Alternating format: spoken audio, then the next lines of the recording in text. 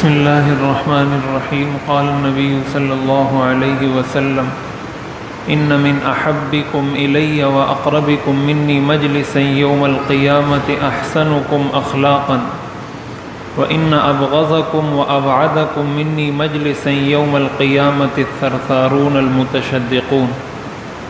حضور نبی کریم سرور دو عالم صلی اللہ علیہ وسلم نے ارشاد فرمایا، قیامت کے دن مجھے سب سے زیادہ محبوب اور مجھ سے سب سے زیادہ قریب تم میں سے وہ لوگ ہوں گے جن کے اخلاق اچھے ہوں، اور قیامت کے دن مجھے سب سے زیادہ مبغوض، ناپسندیدہ اور مجھ سے سب سے زیادہ دور وہ لوگ ہوں گے جو بہت زیادہ باتیں کرنے والے یا بد اخلاقی کرنے والے اور تکبر کرنے والے ہوں۔ یہ ترمذی شریف کی روایت ہے، حضرت جابر بن عبداللہ رضی اللہ تعالیٰ عنہ اس حدیث کے راوی ہیں۔ اس میں حضور علیہ الصلاۃ والسلام نے امت کو اپنے قرب کا ایک نسخہ بتایا ہے کہ اگر کوئی شخص یہ چاہتا ہے کہ میں قیامت کے دن حضور کا قرب حاصل کروں، اور صرف قرب ہی نہیں، آپ نے فرمایا مجھے سب سے زیادہ محبوب اور پسندیدہ ہوگا وہ شخص جن کے اخلاق اچھے ہوں۔ تو اچھے اخلاق کا مطلب یہ ہوتا ہے کہ انسان دوسروں کے لیے وہ پسند کرے جو اپنے لیے پسند کرتا ہے۔ جس طریقے سے آپ چاہتے ہیں کہ دوسرا میرے ساتھ کس انداز سے بات کرے، تو آپ دوسرے سے اس انداز سے بات کریں۔ آپ اگر بڑے ہیں تو آپ چھوٹے سے کیا چاہتے ہیں کہ میرا چھوٹا میرا کس طرح ادب کرے، تو آپ اپنے بڑے کا اسی طریقے سے ادب کریں۔ تو جو آپ اپنے لیے چاہتے ہیں کسی دوسرے سے کہ یہ میرے سے اس انداز سے بات کرے، اس انداز سے ڈیل کرے، اس انداز سے ملے، جو چیزیں آپ اپنے لیے چاہتے ہیں وہی چیز دوسروں کے ساتھ آپ بھی کریں۔ اس کا مطلب ہوتا ہے اچھے اخلاق، کہ آپ دوسروں کے لیے راحت، اور ظاہر انسان اس کا خلاصہ کیا ہے کہ انسان یہ چاہتا ہے کہ مجھے راحت پہنچے اور تکلیف نہ پہنچے۔ کوئی بھی مجھے راحت پہنچانا چاہے تو راحت پہنچائے، تکلیف نہ پہنچائے۔ یہی اچھے اخلاق کا خلاصہ ہے کہ ہم دوسرے کو راحت پہنچائیں اور کسی کو تکلیف نہ پہنچائیں، نہ اپنے قول سے، نہ اپنے عمل سے، نہ اپنے کردار سے، کسی بھی طرح کسی کو تکلیف نہ پہنچائیں۔ اور اس کی بنیادی وجہ یہ ہے کہ کچھ چیزیں ایسی ہوتی ہیں جو بہت محدود ہوتی ہیں۔ اچھے اخلاق کی جو اتنی بڑی فضیلت ہے، اس کی بنیادی وجہ یہ ہے کہ اس کا تعلق انسان کی 24 گھنٹے کی زندگی سے ہے۔ یعنی نماز آپ نے پڑھنی ہے تو آپ آئے، نماز پڑھی، فارغ ہو گئے۔ روزہ رکھنا تھا، روزہ رکھا، روزہ رکھ کر فارغ ہو گئے۔ حج کرنا تھا، حج کرنے گئے، حج کر کے آ گئے، فارغ ہو گئے۔ اچھے اخلاق ایسے نہیں ہیں کہ اچھے اخلاق اپنائے اور اپنا کر فارغ ہو گئے۔ اس سے فارغ ہونے کا تصور ہی نہیں ہے۔ آپ مسجد میں ہیں تب بھی اچھے اخلاق کرنے، باہر ہیں پھر بھی کرنے، گھر میں پھر بھی کرنے، بس میں پھر بھی کرنے، سفر میں پھر بھی کرنے، جہاں کہیں آپ ہیں۔ تو یہ 24 گھنٹے کی ڈیوٹی ہے ایک مسلمان کی، ہر وقت اس کے ساتھ یہ ذمہ داری اور شریعت کا یہ حکم اس کی طرف متوجہ ہے۔ تو ظاہر ہے ایک وقت میں کوئی کام کر کے فارغ ہو جانا آسان ہوتا ہے بنسبت اس کے کہ انسان 24 گھنٹے اپنے آپ کو اس چیز کا پابند سمجھے کہ میں نے کسی سے بد اخلاقی نہیں کرنی۔ تو یہ 24 گھنٹے کا عمل ہے اور ہر وقت کا ہے، مرتے دم تک کا عمل ہے، اس لیے اس کی فضیلت بھی اتنی زیادہ ہے۔ اور یہ حضور علیہ الصلاۃ والسلام کا وہ کمال ہے کہ آپ نے امت کو صرف تھیوری اور نظریہ نہیں دیا، آپ نے اپنی امت کو یہ سب کچھ کر کے دکھایا ہے۔ آپ نے اپنے دشمنوں کے ساتھ، اپنے چاہنے والوں کے ساتھ، اپنے بدخواہوں کے ساتھ کیسا سلوک آپ نے کیا ہے۔ جنہوں نے آپ کو پتھر مارے، جنہوں نے آپ کو تکلیفیں پہنچائی، جنہوں نے آپ کو برا بھلا کہا، جنہوں نے آپ کے ساتھ جنگیں لڑی، ان کے ساتھ آپ کا رویہ کیا تھا؟ جب مکہ فتح ہوا ہے تو آپ فاتح کی حیثیت سے مکہ میں داخل ہوئے ہیں، اس شہر میں جہاں سے آپ کو زبردستی نکالا گیا تھا۔ تو اس وقت مکہ کے لوگ اور مکہ کے کافر خوف کی وجہ سے کانپ رہے تھے کہ اب تو یہ فاتح بن کر یہاں پر آیا ہے، یہاں تو ہم نے اس کو زبردستی نکالا تھا، تو پتہ نہیں اب ہمارا کیا حشر کرے گا۔ تو آپ نے اس موقع پر فرمایا تھا لا تثریب علیکم اليوم، تم سارے میری طرف سے معاف ہو. من دخل دار ابی سفیان فہو آمن من اغلق بابہ فہو آمن، جو ابو سفیان کے گھر میں داخل ہوا اس کو امن ہے، جس نے اپنے گھر کا دروازہ بند کر دیا اس کو امن ہے. یعنی آپ نے ان لوگوں کو معاف کر دیا جو آپ کے خون کے پیاسے تھے، آپ کے قتل کے منصوبے جنہوں نے بنائے تھے.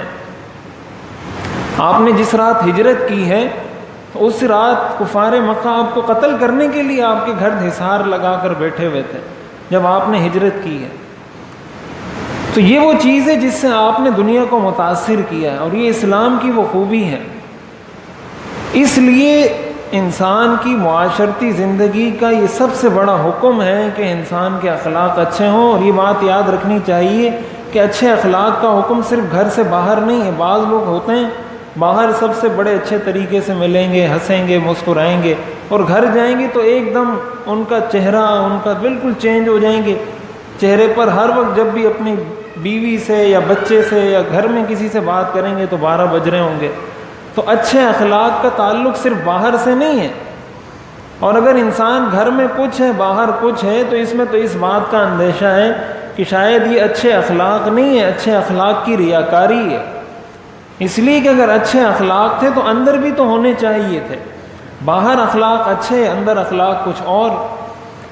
اور اسی کے اندر ایک چیز یہ بھی داخل ہے کہ طنز کا جو رویہ ہے یہ بھی اس کے بہت سخت منافی ہے.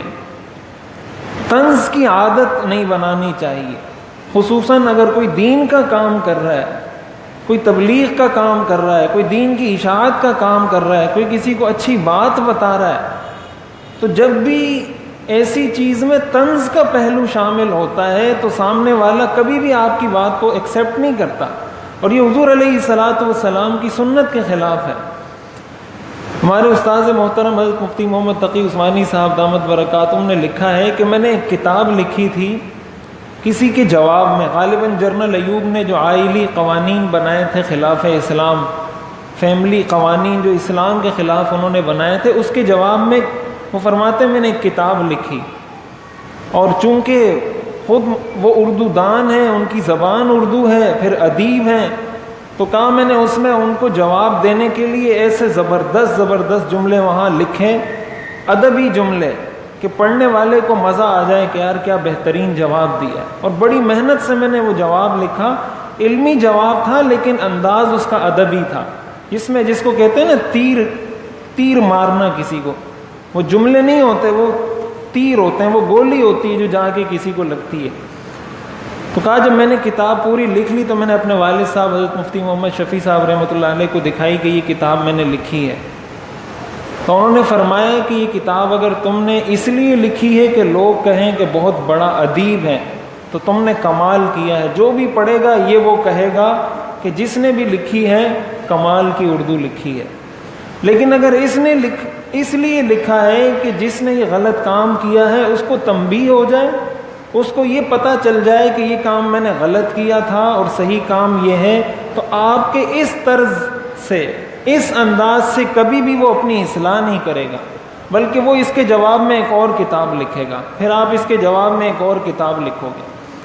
تو وہ فرماتے ہیں میں نے وہ ساری کتاب دوبارہ لکھی، الف سے شروع کر کے یا تک پھر دوبارہ لکھی، اور اس کے اندر وہ سارے جو ادبی جملے تھے جس سے میں نے تیر مارنے کی کوشش کی تھی اپنے مخالف کو، وہ سارے نکال کر بہت نرم انداز میں لکھی. تو اس کے بعد میرے والد صاحب نے فرمایا کہ اب تم نے صحیح کام کیا ہے. تو یہ چیز جہاں حضور علیہ الصلاۃ والسلام کی سنت ہے، ہمارے بڑوں نے، ہمارے اکابر نے بھی، اور یہ کہنے کو بہت آسان ہے کہ آپ 250-300 صفحے کی کتاب لکھ کے پھر شروع سے دوبارہ لکھیں، یہ کوئی مذاق نہیں ہے. بہت انسان کے دل پہ چھری پھرتی ہے جب انسان اس طرح کا کام کرتا ہے، لیکن ظاہر ہے جب اپنی اصلاح کرنی ہے تو اسی طرح ہوگی. تو اس لیے یہ اچھے اخلاق کا تقاضا ہے کہ اپنے کے ساتھ، پرائے کے ساتھ، دوست کے ساتھ، دشمن کے ساتھ، خندہ پیشانی کے ساتھ، خوش اخلاقی کے ساتھ، ہم میں سے ہر شخص یہ چاہتا ہے کہ حضور علیہ الصلاۃ والسلام کا مقرب بن جاؤں. تو نعرے لگانے سے تو نہیں بنے گا کوئی بھی. یا دعوے کرنے سے تو نہیں بنے گا، آپ کے مشن کو اپنانے سے بنے گا، آپ کی تعلیمات کو سینے سے لگانے سے بنے گا۔ اور آپ نے خود فرمایا کہ اگر میرے قریب ہونا چاہتے ہو اپنے اخلاق اچھے کر لو۔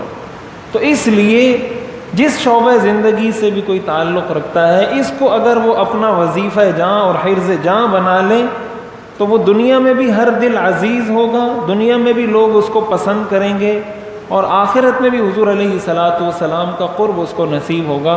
اللہ تعالیٰ عمل کرنے کی توفیق عطا فرمائے۔